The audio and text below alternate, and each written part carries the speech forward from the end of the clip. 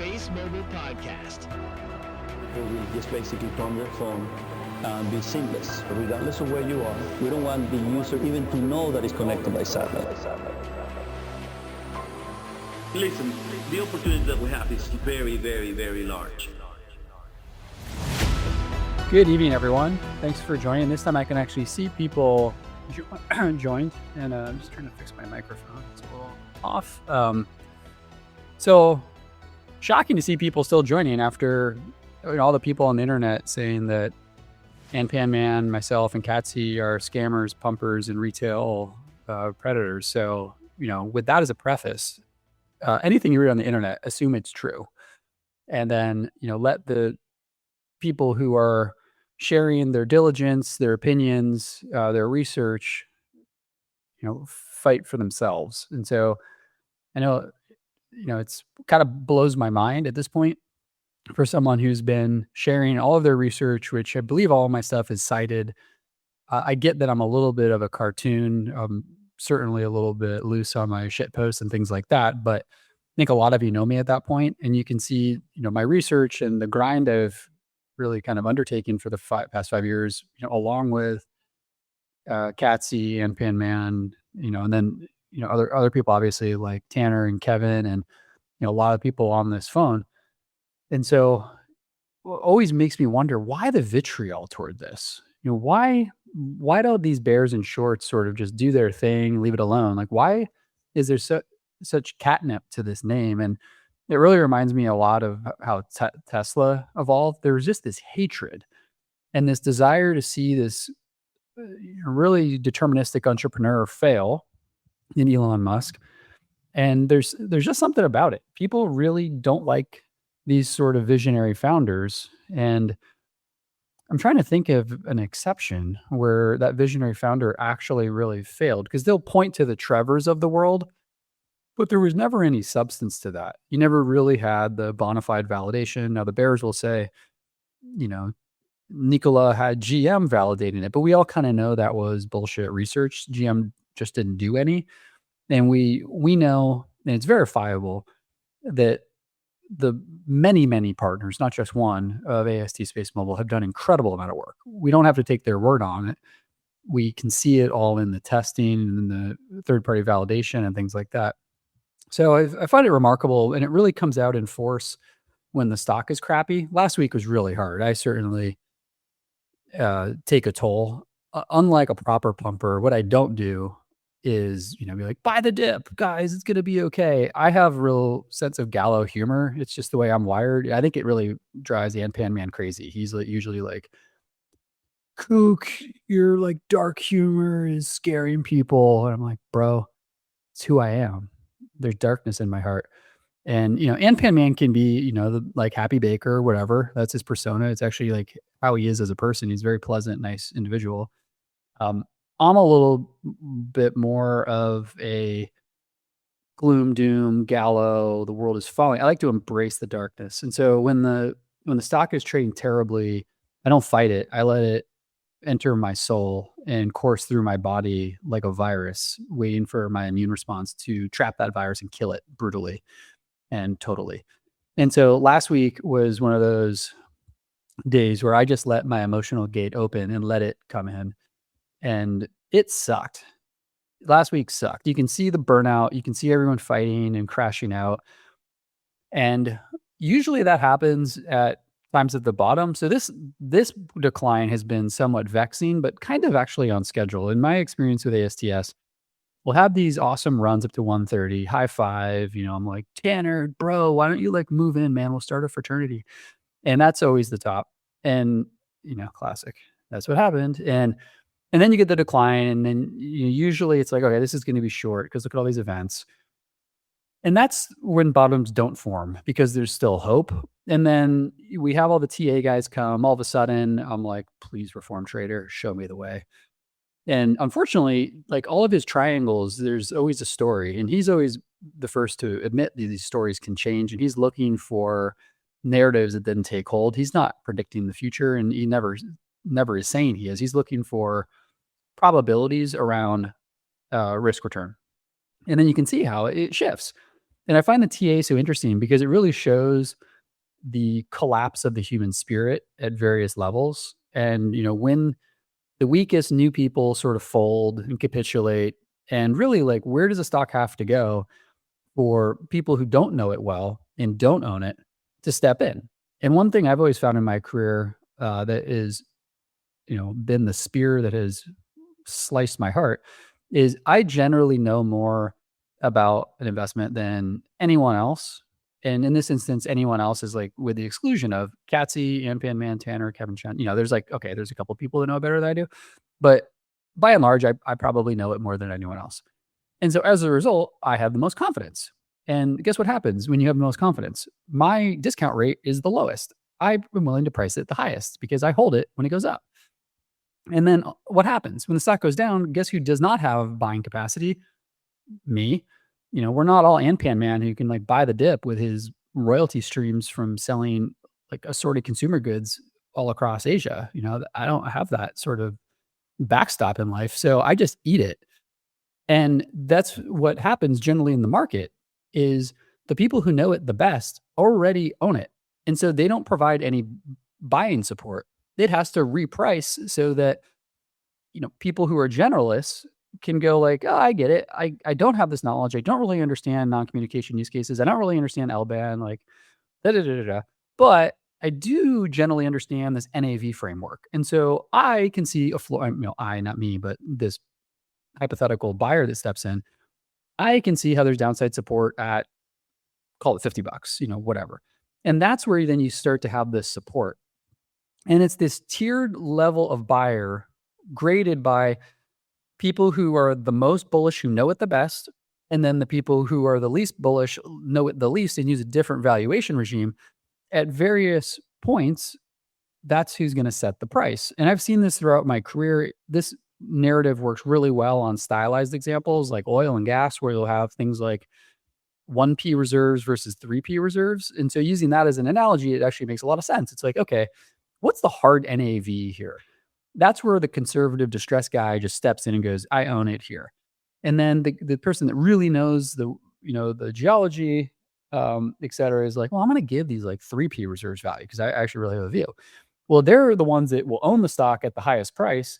And it doesn't mean they're the dummy, because if they're right, the stock might go up a ton. The distressed guy never bought it because it never got to his clearing price for entry. And so there's no right or wrong answer here, but it's very useful to understand sort of the path dependency of where these levels come into play. And this past week, we've really had a lot of despair. And again, like I said, and now I can see Anpan Man join. While Anpan Man was away, I was, just to remind him, especially when he's on mute and can't respond, I was just saying how he's usually like, Kook, your dark sense of humor, scares people and things like that.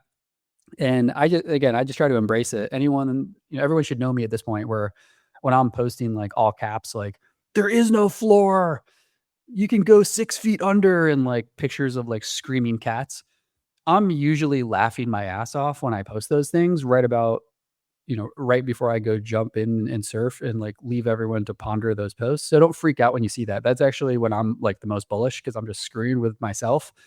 And anyway, so let's get to the facts of the matter, which really is people should realize that I'm a total wingnut, nut job, unstable person who channels all of his frustrations in life through researching one stock and one stock only. And so know your sources, do your own work. And, all these people are calling me a retail scammer. Again, I have no idea. I'm not a retail scammer. So that's my comment is I am not a retail scammer. So I hope that allays everyone's fears. But next week, not this week, but the next coming week, we have ASTS earnings.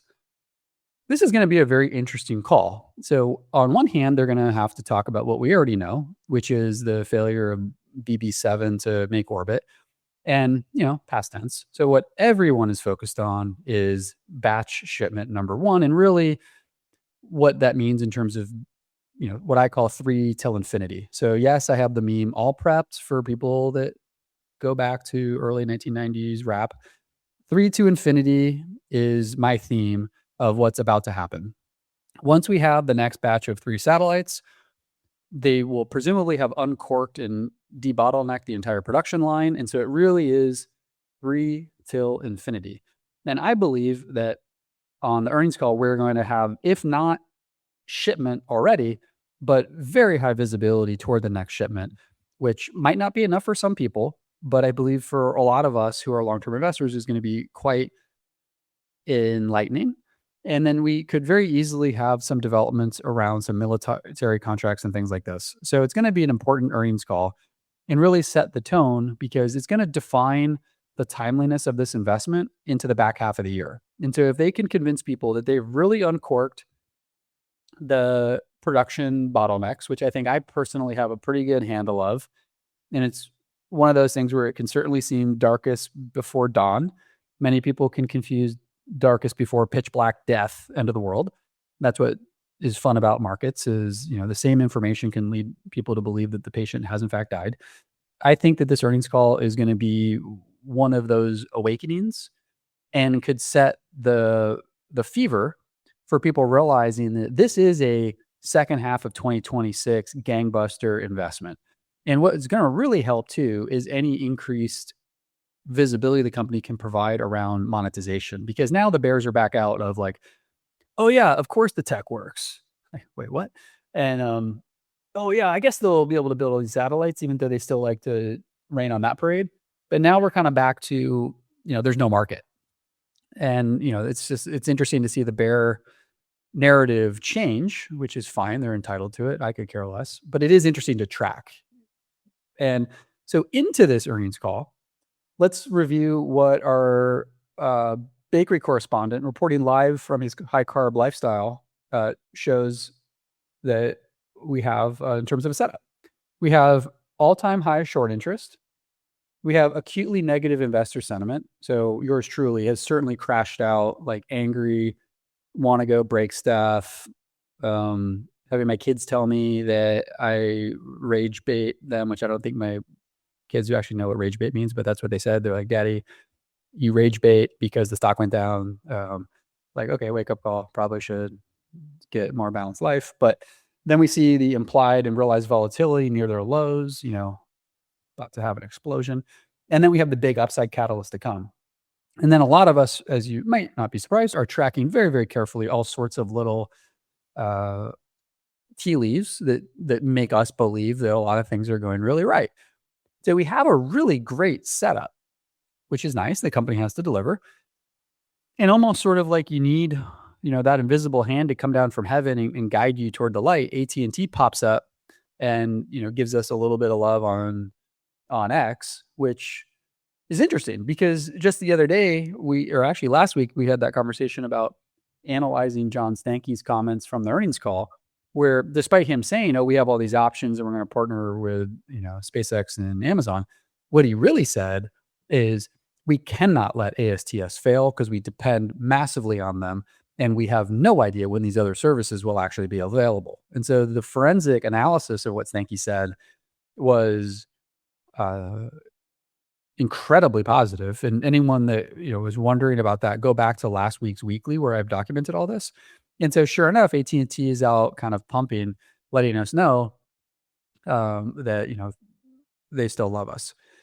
And what I think is also useful is, remember, we're not in a political debate where there's like little gotcha moments. Like, this is not fake life where you're trying to impress a CNN anchor about something ridiculous. This is real life where you're trying to either create value or die. And it's binary in the ultimate outcome of like, you have done it or you have not done it. And the experts will like to measure all these goalposts on a relative, like what they said and what they did, but failing to recognize that the movement of a company toward domination is very hard to do. And so when you look at, there's this guy, I think he's, I don't know, some language I can't say, but his username is @StefanPoo13, and he's from some country that uses Cyrillic. I can't remember what you call that alphabet, but non-Roman alphabet. And he goes, the problem is this company grew the valuation by setting unrealistic expectations, not by delivering what they guided for. Well, he's got this totally wrong when it comes to the primary act of like making money. And so I view myself again as a shadow board member. I view myself as running my own family office, thinking like an industrialist, hidden from view, but trying to control the world through my investments. Trying to kind of be Iron Man, honestly, in my spare time.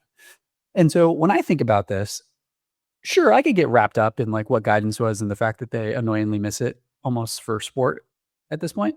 But then I step back and go, what is it I am trying to achieve as Iron Man? I am trying to have ASTS win. And so initially, the experts said the satellites would not work at all.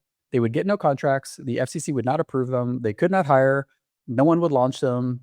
There is no spectrum. There is no government business, and a whole host of other things. And so then what have they done? The satellites work. They have almost all the MNOs. They have FCC writing the rules for them. They've recruited global talent. They have launch contracts galore. They own their own spectrum in the most valuable market in the world. They are part of Golden Dome, in addition to 10 other programs. And there's a lot of other things they've done, like set up a European subsidiary. God knows how many other things they've done that I haven't even thought about. And so, again, expectations are relative. The market ultimately sets expectations based on the price of the stock. When the stock was $2, the market expectation was this company goes bankrupt. So they have exceeded the market's expectation at $2. The market's expectation at $20 was they might not go bankrupt and they might muddle along and maybe there's some strategic value to this company, but we have no idea if they can actually deliver anything. The company has exceeded that expectation as well. And so for those of you that are not professional investors, it's very easy to get influenced by others and to really be infected by this line of thinking of like, well, they missed their guidance. Tesla has missed their guidance. Lots of companies have missed their guidance. The question is, did they miss their guidance because they were a mature industry leader and they're missing guidance like revenue because of competitive onslaught? That's a problem. And so when like Chegg started to miss guidance because ChatGPT was invented, you have a problem. When Tesla missed guidance because they were revolutionizing the entire concept of what transportation was by commercializing and building the first scale electric vehicles that people wanted to buy in the world, that's a different type of missing guidance. When SpaceX is unable to hit a launch target for Starship, that's a different type of miss. That's an innovation miss versus pressure from competition miss. And so when I look at this, the whining and crying and moaning and groaning on AST missing guidance is not the same thing as Blockbuster missing guidance because Netflix is destroying their entire foundation of being. Is not the same. And people can do whatever they want, surely. But what I really want to make sure people at least think about is making sure you're contextualizing a disruptive guidance miss because a business is about to suffer versus a guidance miss because a company is embarking on making the impossible possible. If the latter and they succeed, you're going to be okay, even if they miss some guidance. Because what it means is that everyone else that's going to try to copy them is really far behind and they will probably also miss whatever timing. And we're already seeing that with Starlink. Their service sucks. And who knows when it will not suck. And Kuiper has had all sorts of problems and they're really far behind. So it's really important to contextualize this. And then the goalposts are being shifted by the fudsters all the time. And so what I wrote in the tweet is the world previously thought ASTS was, fourth down in like 1,000,000 yards, basically impossible. And it's just not the same when looking at the nature of what they're trying to achieve, the difficulty and the immateriality of missing guidance versus getting it right and solving the natural challenges you have of doing something no one's ever done before. So that's an important point. Then let's go check in with Katzy. And so there were some interesting developments around spectrum. I actually meant to look into this a little bit more. I chose to screw around on a 6'4" surfboard instead, which was a way better use of my time. I can catch up on the spectrum stuff. tomorrow. But point is, the company is using all sorts of techniques to massively increase the capacity of their spectrum. What's really neat about this stuff is using different waveforms on the same spectrum. So those waveforms aren't going to interfere. So you can kind of shoot wave A and shoot wave B on the same spectrum and achieve different things like radar versus communications. And so that obviously provides an incredible opportunity for monetization of the company. And these are all sort of the exciting things. And when Katzy brought these things up 3 years ago, to say he was laughed out of the room is an understatement. And again, that's where people like Tim Farrar went truly batshit and would say some of the most vile things possible to Katzy, which is just, again, remarkable if you know the guy at all. He's just like a really nice guy. And to accuse this guy of some of the things that Tim Farrar accused Katzy of being is just simply like spitting derogatory words at Mother Teresa. And and then it turns out Katzy's right. And the joke, we have of Katzy's right about everything. The guy's kind of been right about everything. And it's not because he was guessing. He saw it in the documents and he put one and one together. And so the company, despite some of their efforts to hide some of these things for competitive reasons, would give just enough little clues. And Katzy would bury himself in these FCC filings and ITU filings, and is a very inquisitive guy with evidently a very technical background, but certainly a capacity to learn, really unlike anyone else I personally know. And he used that to figure some things out. And he was very generous to share it all with us. And lo and behold, he's right. And so it is useful to go back and I know for Anpan Man and I, we're always just sort of amazed because we were the guys that had to kind of listen to this guy, 3 or 4 years ago when SpaceMob was like 6 people. And, we didn't really want to be dismissive of him, but at some level we're like, are we really on this conference call with this guy? And it's like, the stock's at $2, bro. Like, no one gives a shit about your radar theory. Like, we just can't go bankrupt. And, but we entertain him because we're nice guys too. NPM and I are both generally not, we're not gonna be like, yo, you're wasting our time. And we're really glad we listened to him because it gave us incredible amount of confidence about all sorts of other things and made us sort of believers. But it is, worth calling balls and strikes. And so now we're seeing a lot of these things come out into the open, and it's remarkable.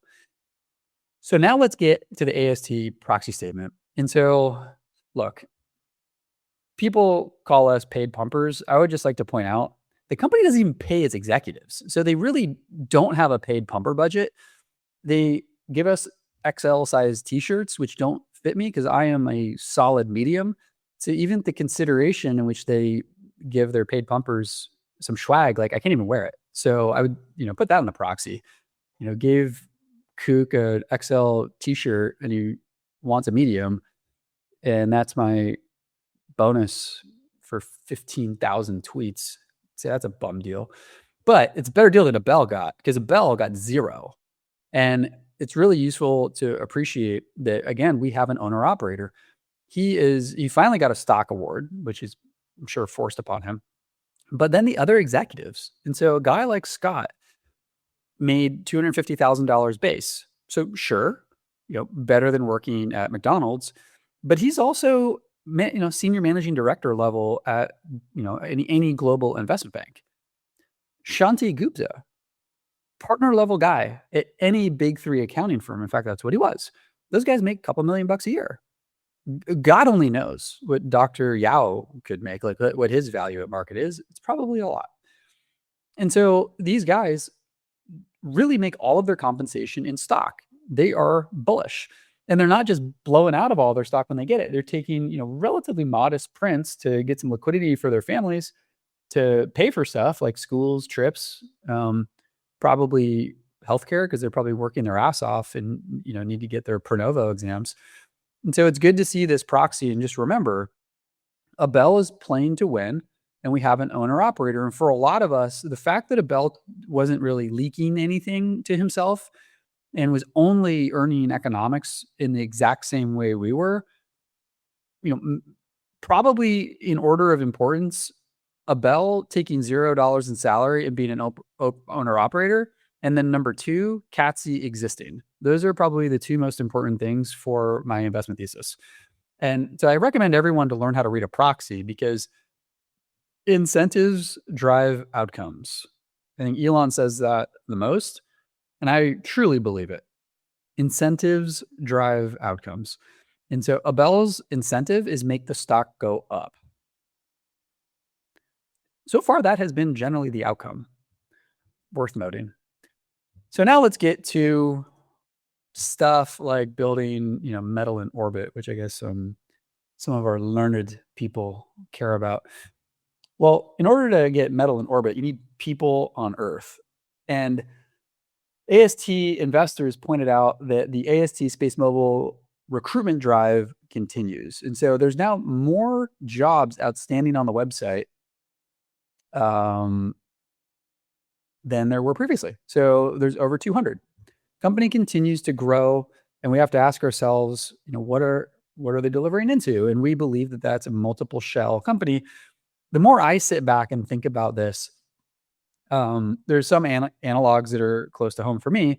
One of which is the rise of my personal hero, Ken Griffin. So some people might be taken aghast at how the person who is responsible for the short ladder attacks could somehow be my hero. Well, Ken Griffin is an S-class badass. I don't know that I've ever met, and yes, I have met, someone who is a more brilliant business tactician with an ability to hold and really exclude complacency from a business, to innovate and see opportunity and adjust with markets, like this guy. But the real genius behind Ken was figuring out how to build a business and infrastructure, very efficiently. It doesn't really apply to ASTS because what Ken did is basically build out world-class infrastructure through pass-through expense reporting that LPs, in theory, got the benefit of through returns, but never really got the ownership of what ultimately led to things like Citadel Securities, as well as like the entire high-frequency trading business. Side note. But what Ken did is he woke up one day and boom, he basically has Goldman Sachs as a guy without having taken outside money. He's raised some bonds, but it's actually just astounding that when you look at the rise of Citadel and how they did it. And so now he has weapons grade infrastructure around the world. Pretty cool. What gets me so excited, again, as a shadow board member, Iron Man, secretive industrialist trying to control the world through my investments. In reality, I just own the stock in a stupid brokerage account. But it's kind of fun to say this stuff. What I think about is, cool, we have like all these satellites, but what we also really have is this unbelievable infrastructure to build satellites. That's really neat. And what we've really seen in the world is this value of, like, wait for it, manufacturing. Pretty wild that for the whole, big chunk of my life, everyone was like, software eats the world, and people were really investing in electrons. And then, you wake up one day and you realize, like, the stuff you actually really need in this world still requires atoms. And so it's physical plant. And look at what's important in the world right now. It's, do you have the physical plant to go build a bunch of Tomahawk missiles? Do you have the shipyards to go build a bunch of ships? Do you have the big battery manufacturers to build EVs, to make humanoid robotics, to build chips, to have data centers? It's actually like the atoms that have mattered. And I still think that ASTS, when people take a step back, they're going to go, holy crap, this company has global infrastructure to be one of the largest satellite manufacturers by tonnage in the world. And what really hit me was last week when I was watching this video from SpaceX. There's this 28-minute video Elon put out. It was so cool. And so I highly recommend people find this and watch it. It's about Starship. Because you just look at the physical plant that they've built, the rocket manufacturing facility, the test facilities. It's unbelievable. The physical infrastructure they've built. I know it can be replicated because Blue Origin has done it, but Blue Origin is, it's like one of the top 10 richest guys in the universe decided this is the thing he was going to focus on. So the barriers are pretty high. We'll see if Rocket Lab can do it, but there's very few companies that can do this. So if you're building up the infrastructure to manufacture rockets, test them, and really then do cool things with them, pretty scarce good. There's some real barriers there.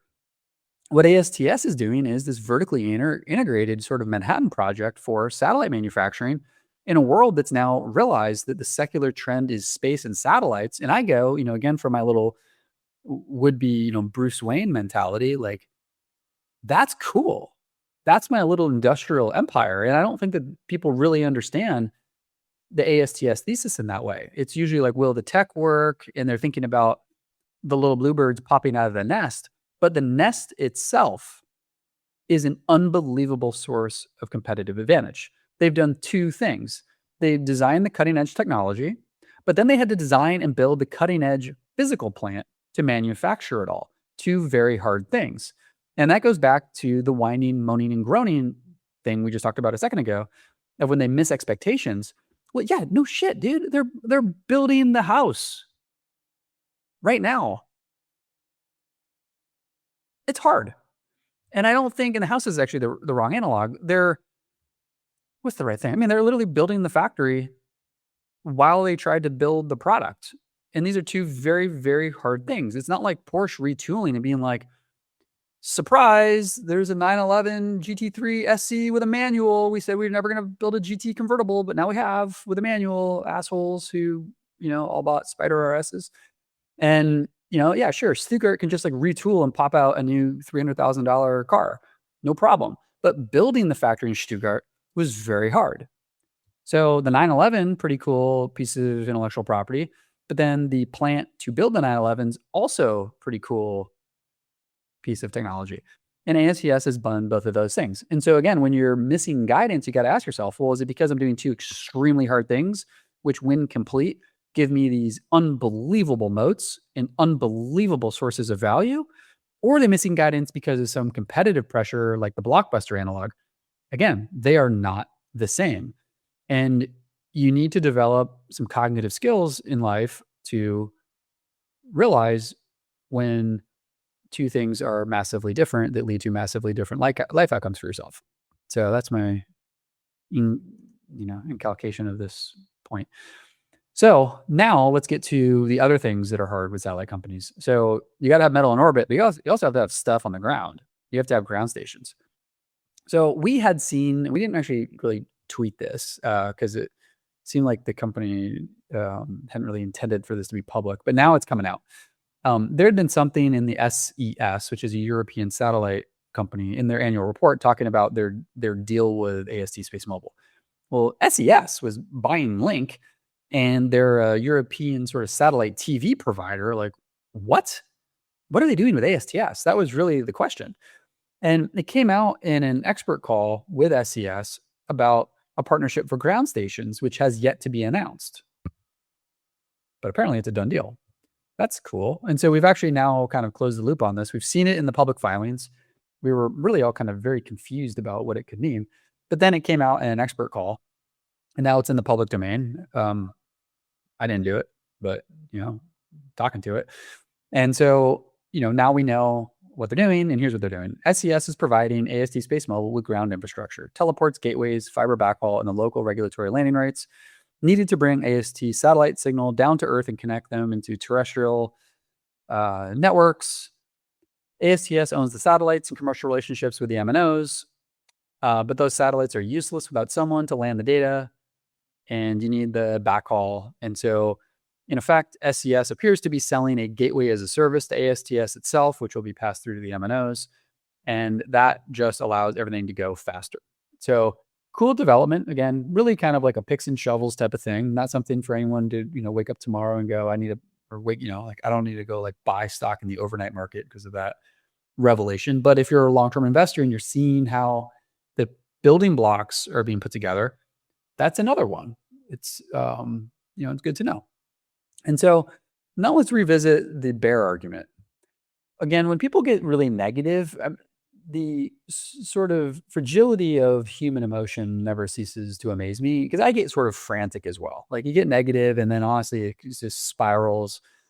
I've again found it very useful to work with the SpaceMob, because in isolation, can be a very lonely place. The stock goes down and you don't really know why. You don't really have anyone to talk to. And then you assume you're wrong, something you're missing, get in a bad place, sell at the bottom. That's really kind of what happens to most people. SpaceMob is sort of a self-help group, for better or for worse. And what it does help you, though, is contextualize, a lot of information and bounce it off a lot of other people who can help frame it and, make it feel better when you're losing unimaginable amounts of money, which is certainly me. But you can really see the bear argument, which is just simply ASTS is not launching satellites fast enough.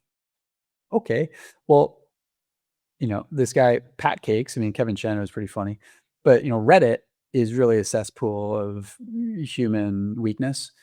And that's really the bear argument. You can see it in Vic write-ups. You see it everywhere. Everyone just sort of falls on the sword on launch, and they spin it out of control and go, oh my God, there's not going to be any launch and, not launching fast enough. And they're really not thinking through, what we've talked about many times. So I'm trying to also watch this hockey game while I do this. So it's a lot of multitasking. Zuccarella, hell yeah.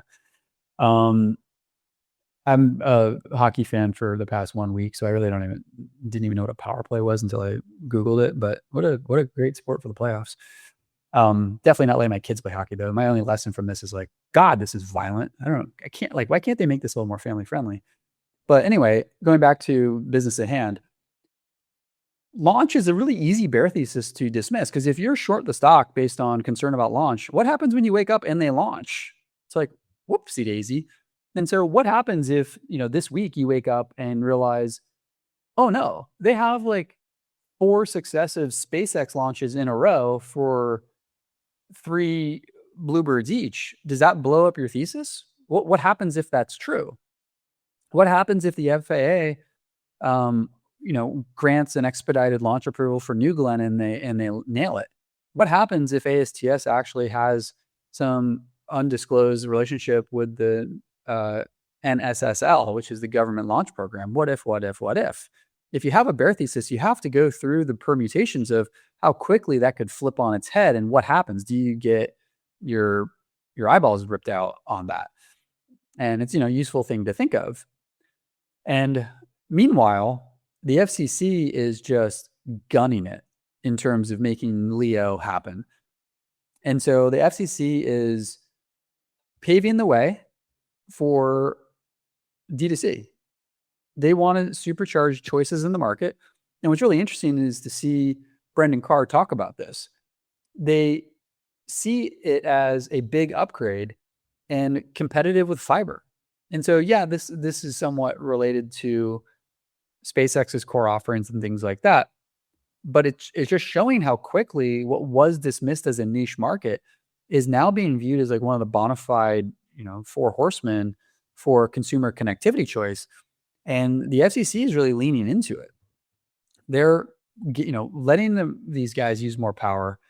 They're letting spectrum be repurposed. Things like this. This is certainly helpful for SpaceX, but it's also very helpful for ASTS. Whatever is good for SpaceX generally means that we could already do things well under the prior rules, and we can do them better with new rules. And then you're going to have things like Legato, for example, where spectrum that was stranded is going to be repurposed and effectively approved for this use. We believe that things like grain management will have their spectrum approved for this.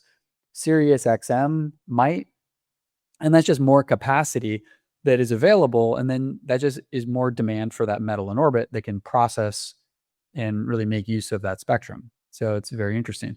So then we get back into the whole competitive dynamic. There was this interesting study out of China, of all places. So out of Tsinghua University, that took a look at how Starlink actually worked. And the punchline is that it's kind of crappy and doesn't work very well. And there's lots of drop calls. And they specifically tested things like WhatsApp, which is interesting. And people don't really like it, but it's better than nothing. But it kind of contextualized, why it is that the Starlink service isn't really having a lot of demand. That's because it's not very good. And so the mistake is investors go, aha, Starlink isn't having the demand. People don't really like it. So therefore ASTS is doomed. Well, I don't know. Can you think of some services where the initial thing wasn't very good and so you didn't buy it and then the killer app came out and everyone used it? I feel like the personal computer is an example. The cell phone is an example. Everything is an example. And so that's really where the bears are glomming now, because they're getting what they think are their first aha moments that, okay, supposing you can get regulatory approval, supposing you can build a satellite, supposing they work, no one's going to pay. Well, okay, that is the debate, and we'll find out about it. But one would point out that the Starlink system really sucks, and it's not very useful. And so as a result, you can see why consumers don't get really addicted to it, because it's high friction, doesn't work very consistently. And that's not how the American consumer, for example, works. It needs to be frictionless. People have really high expectations and they are demanding. And so that's why Abel had first principles to have a service that will be that killer app. Then meanwhile, SpaceX is having these posts about direct to cow, which again, we kind of made fun of before, but it's about this rancher using SpaceX connectivity for smart cattle collars that removes the need for cell towers or on-ranch infrastructure. Well, now there's a problem statement you probably haven't thought of, and this is a big Starlink thing. And so it just goes to show you, how much demand there is. We could really quickly see, how many head of cattle are there, how many in, probably Australia, head of cattle in the US. I'm going to guess like 1 million. I could be off by a lot. Whoa. Okay. A lot. 86 million. And so that's a lot of cows. Who knew? I guess the whole thing about methane emissions from cow farts is probably right. And so that's a lot of cows. Not every cow is obviously going to have a Starlink collar, but you just kind of can think about that. Well, that could end up probably, having a lot of applications in terms of herd management and things like that. Who knows? One of probably 4,000 use cases for this technology. And so as it rolls out, let's see what happens. I'm taking the bet the market's going to be really big. And then the MNOs themselves, I believe, are going to be the next part of the AI trade. And so Verizon, for example, came out in their earnings call, said it's in deep talks with hyperscalers, cloud providers, and large enterprises to use its fiber and 5G assets for AI infrastructure. They say a revenue opportunity that could be worth multi-billions of dollars. The company said more details could come in 3 to 6 months. I've always thought of ASTS as an AI infrastructure play because all of the compute in the world don't mean a thing if you can't communicate to it. Signals have to go back and forth to process information. And so, sure, maybe some AI can be on the edge. I don't know. Makes sense that there's going to have to be connectivity. Makes sense you're going to want to have this always on. The demand for things that are then everywhere are going to probably have more exposure to gaps in connectivity issues. And this is my bet that this will be right. And so it goes to the IoT observations and really the AI infrastructure observations that I think could be quite meaningful. Meanwhile, Amazon is coming to the direct polar opposite of user demand. People are addicted to convenience. And so Andy Jassy, who is the president of Amazon, said, the last thing I'll say about it is, your question about Globalstar. Increasingly, what we're finding with our customers and enterprise and governments is that they don't like to have any periods where they don't have connectivity. It upsets whatever customer experience they're going through, even in metropolitan areas. We all hit certain parts of the highway or certain roads where you can't get connectivity, or you're hiking or skiing. We see very large demand for consumers to have direct-to-device. That was really the impetus for our acquisition of Globalstar. They have unusual and scarce global spectrum that's required to provide direct-to-device. So that's what Amazon's view is. What do they know about anything, right? And then more broadly, just space is the secular trend. Government defense is oriented toward that. And it's just really the priority of US defense spending. So that's a good place to be in terms of where money is going to flow. And then the procurement methodology has also changed. So as we've talked about many, many times, they're going to be leveraging the commercial capacity for government use because it drives down costs. it makes the systems much more resilient and robust. And so that goes right to the fairway of ASTS, going back to what I started originally around, of how much value there is in the satellite production capacity we're building, because we are going to be able to make, I don't know the exact stat, I looked it up the other day, but I think we'll have one of the top 3 satellite production capacity ratings of anything. And that's going to have value as new use cases and new needs emerge, because our satellites are quite flexible. At the end of the day, ASTS has invented a way to create the most power in orbit. The first way they're monetizing that power is through RF signals. Other ways you can monetize that power is AI compute, actually beaming energy down. There's all sorts of things. But fundamentally, the platform is around power generation and really the duty cycle of that power generation. That was the critical solve they did. Once you have that much power in orbit, hooking up elements to create telecommunication gear is the very obvious first way in which you monetize that power in orbit. Just like Iceland probably thought of all sorts of things of what to do with all their power, and they realized that the highest value use way to export electricity when you have an island in the middle of the ocean is aluminum smelting. But their critical observation is we have cheap power. And then they got into the aluminum business. So useful to also think about that. Golden Dome is in motion. We continue to have some big awards coming out. According to General Mike Gutland, Golden Dome is real. It is no longer theoretical. We are underway, we are shovel ready, and we're building it right now. It is reality in motion. Let's get some contracts, bro. I can't think of anything that can change the sentiment more quickly than a couple of big dog contracts for Golden Dome. And so they're saying it's on schedule, on budget, completed initial classified architecture design, awarded contracts, site analysis and visits are underway. All right, giddy up. I hope we get some big contracts out of there. I have some real expectations that we will, but kooks can be kooks. And the Department of War has been investing a lot of money. And so we saw some really cool things this week about, I believe it's $140 million for a Department of War contract as part of a radar system. We'll see if that goes to us. I hope it does. And then we have gotten approval for using spectrum over the ocean, which again has some pretty obvious use cases for the military. So we shall see. A lot of us have some pretty high expectations of some near-term military awards. Maybe we'll get something on the earnings call, but that's really conjecture on my part, not something I would really position around. But then we also go back to the competitive landscape. A nice article was out. A SpaceX phone, ? Not if AT&T gets its way. SpaceX won't be an MVNO if AT&T has anything to do with it, according to AT&T John Stankey. Whoa, shots fired. What? Like common sense has entered the room.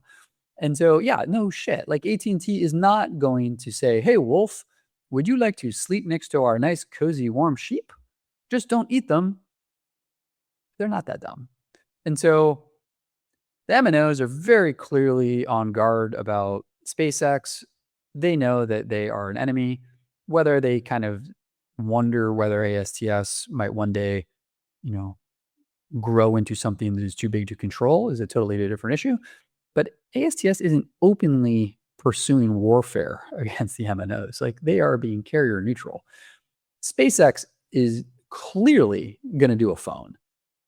They need to do this to justify, $2 trillion valuation. And the MNOs are, they control the terrestrial spectrum, which creates a very interesting dynamic because it just brings into the issue of SpaceX just doesn't have enough spectrum to do anything that ambitious. Amazon does not have enough spectrum to do anything ambitious. ASTS does in partnership with the MNO. So it's actually a very nice check and balance, which I'm sure the MNOs also appreciate. And then Sam Altman in the room. Okay. Hey buddy, how you doing? Weirdo. And, it turns out Sam still weird, but OpenAI is reportedly building a phone designed to replace the iPhone. Well, I can't wait to see that. But it just goes to show you AI, connectivity, hardware devices, they're all going to rely on spectrum. no one has figured out a replacement of spectrum. Now, wouldn't that be a big idea? But I don't know how that would work, and I don't think it will work. And so spectrum is the critical path item of humanity. And it's about to intersect with some really big companies that have really big ambitions. And ASTS is in the middle of that. I think it's a pretty good place to be. So that's what I remind myself with when I'm crashing out and super sad and posting, somber memes on X for no reason. Then I remind myself, put on my Iron Man helmet in big boy pants and realize, oh, Rome wasn't built in a day. Stocks are volatile, and this company is building out massively strategic infrastructure that intersects with the world's largest and most dynamic growing markets. It's going to be okay. And, then I focus on other problems. Like, why did I gain 2 pounds this week? This is what you got to do to stay sane. And then we have to ask ourselves, well, if I'm focused on why am I not making progress on my 6-pack? And I realize oh, perhaps it's because I eat 3 pounds of sugar-coated nuts. And then I ask myself, well, what is SpaceX focused on? Well, again, incentives drive outcomes as per Elon Musk himself. So what is Elon's incentive? 200 million super voting shares. I actually don't know the cap table of SpaceX, so I don't know what that equates to, but I am sure it is a lot of money. And he gets that if SpaceX hits a $7.5 trillion valuation and establishes a permanent Mars colony with at least 1 million people. So it sounds like that's a joint double trigger condition, which means that he's going to be focused on deporting 1 million people to Mars. It's kind of interesting when you think about so how does he intend to do this? I don't think I am going to live on a Mars colony. And so is this in collaboration with ICE, or who are the Martians going to be? Is a very interesting question. Is there a surfable Point Break on Mars? Would like to know. And so he's got to figure out how to convince 1 million people to go to Mars, and then actually figure out how to get 1 million people to Mars while doing that in a creative way. Because I don't know the business model of Mars. Are these people paying him all their money, and that's going to be considered ARR? Who knows? And so the SpaceX incentives are beyond my comprehension. But then the other thing that's interesting is he gets an additional 60 million shares if SpaceX, again, hits certain valuation goals and operates data centers in space, delivering 100 terawatts of compute. Well, I don't really see anything here talking about D2C or a phone. So incentives drive outcomes. What is King Elon going to be having his team do? Sounds like it's going to be abducting people and hiding them on Mars while somehow getting paid to do it in a value accretive way. Count me as very curious to see how this plays out. But is his focus going to be on D2C? I think, again, it's going to be AI data centers. That's where the Cursor acquisition comes into play. You can see he's basically damn it, I have a lot of compute. People asking Grok to change women's outfits is probably not a scalable business model. I need to do something else. So he bought Cursor, smart front end, a lot of demand for compute, back ended into Grok. Okay, I'm starting to see something make sense here. Leverage my SpaceX infrastructure for AI data centers. Okay, that makes sense to me. The Mars thing, I don't know. I mean, cool. I hope it works, but I don't know the business model. But where, people can only do so many things. Where is the focus going to come on the D2C segment? We'll find out. But incentives drive outcomes, and we don't see that incentive actually being set. We actually don't even see any incentives being set for Starlink at all. And interestingly, so then Starlink seems to be hitting a TAM limit. They're cutting price. Well, it's not the end of the world, but it means you've exhausted the premium tier of users who will pay the current price. And so you expand your TAM by dropping price. That's fine. The problem is when you have to drop your price for everyone, sort of like the reverse way in which a power grid works, where the marginal unit of power that's dispatched sets the price for the entire curve. Elon can discriminate by market and things like that, and by plans, so you can try to get different people to pay different prices. That's fair game. And but he's got to figure out a way to expand the market. At the same time, Zuck also wants to go to space. And so we have an article coming out, and see, what do we have? Meta is also looking to power AI data centers with solar energy collected in space, taking a novel approach to meeting its insatiable demand for electricity. So we've got Elon with his key incentive being determined by AI data centers in space. We have Mark Zuckerberg now saying it. We have Google saying it, and we have Amazon saying it. And yet the bears are like, this won't work. But the 4 or 5 most prominent companies with the wherewithal to actually understand this are all focused on it. Good to know, because again, ASTS has an advantage with the most power on orbit. Makes the company very strategic, which again goes to then the infrastructure it's building to produce all of these satellites at scale. Yeah, I get it, a little bit delayed, but once it's going, what a glorious moment that will be. Really neat. So now we have a couple of technical issues. We're almost up on the hour too. It always kind of turns out to be an hour, even though I would happily just go for whatever period of time is required. But we have the Russell rebalancing. So, saw the usual suspects sharing this information, and Pam Mann and Cassie. And, they have something here. So Russell reconstitution provides an interesting technical event. And so I haven't done the math myself, but it looks like, and these AIs are pretty good at this. So it looks like there might be 10 million shares of demand into the end of June. What's interesting about that is we've had that before. That happened last year, and the stock was really ripping, but then Scott needed money. And so Scott Delusky struck again, and frankly, like, good for him. And that took all the wind out of the stock, but the stock was really pumping on the back of some good fundamentals, block one. And then you had this Russell rebalance that just kind of added some gas to the fire. And that looks like it's set up to happen again. And so the stock is, crushed on the 200-day moving average. Really terrible sentiment. We just had a failed satellite. So people, bad fundamental event. Right as we're about to have a big technical rebalance, my belief, we're going to get what we want on the batch shipments. It does seem like the stock is particularly coiled for something great. And unlike previous times, it does not look like ASTS is in the market to go raise money on the back of any strength. They just did that other convert. Never say never, but it sure looks like they really might be done with that, which then coincides to 3 till infinity, which is, my new little moniker for what we're about to have in terms of shipments. Could finally be the time where we sort of have slingshotted around orbit, ready to go to the moon. And so that perfect confluence of events, we've seen it before on what happens when we have these sort of traffic jams. And as Ampan Man points out, we have almost 64 million shares short, all-time high. The convert guys have been covering because they're on a lower delta.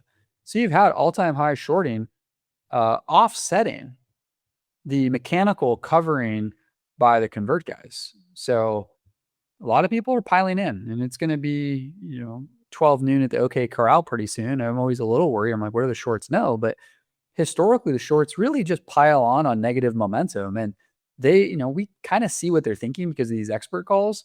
When they just have these expert calls, which they're paying like $1,200 for, and it's basically just like, so can they launch? Will they launch? Will SpaceX launch them? Why would SpaceX launch them? There's no launch. Oh my God, launch. Then you kind of realize, like, okay, they really don't have a good thesis here. It's just literally concerns about launch. And they convince their PM, they go, yo, bro, I did some work here. Elon has launchers and Elon has satellites. So Elon won't launch other people's satellites because Elon has his own satellites, bruh. And then Bezos, he owns a book company, and the book company is now launching satellites, bruh. And so his launchers, wait for it, his launchers are going to launch the book company's satellites, bruh. So there's going to be no launchers. And ASTS is a satellite company only, bruh. And he has launch contracts with launchers who have their own satellites, bruh. And so they're not going to honor the contracts, bruh. And they're not going to have any launch. She's short it. And they have. And we're about to find out if we're going to blast their balls off. And I hope that we do. Because at some level, as I said earlier, I'm a wingnut. And I get real psychic joy from watching shorts get their heads blown off so that I can make funny X posts about various losers wearing Patagonia vests having open to work profiles on LinkedIn. That is what I stand for. Some shit posting with my boy Corey, making fun of people wearing Patagonia vests with LinkedIn open to work profiles. And so I hope the cover at 150, and we will all be able to say Reform Trader was right about everything with his magical charts, with unicorns and triangles. And I think he's going to be right. And it's going to be awesome. So with that, I missed what appeared to be a pretty cool hockey game, but I'll get over it. And there is some stuff that came out over the weekend with some cool DD people were publishing. So I'll get to that, and I'll update the DD doc too. And I hope everyone has a wonderful weekend. And thank you very, very much for joining. And just remember, when I'm like crazy posting scary stuff, I'm actually just like laughing. So just also don't freak out. Actually, just ignore me. That's really the best thing. Is if it's not actually due diligence that I always present that serious, literally ignore everything else I post, and you will live a happy, fruitful, successful life. Have a great night. Bye. Thanks for listening to the AST SpaceMobile podcast. If you enjoyed this episode and you'd like to help support the podcast, please share it with others, post about it on social media, or leave a rating and review. To catch all the latest news about AST SpaceMobile, make sure to subscribe. Thanks again, and I'll see you next time. We're doing something very, very big. And I think with this technology, we can really affect a billion lives. AST SpaceMobile is the only company that has proven technology to deliver cellular broadband connectivity directly from space to your everyday smartphone. People will just basically turn their phone and be seamless. Regardless of where you are, we don't want the user even to know that it's connected by satellite. Our role is to bring this into reality, always in partnership with the MNOs.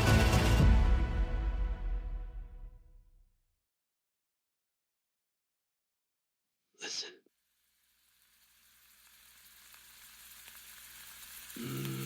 Waffles.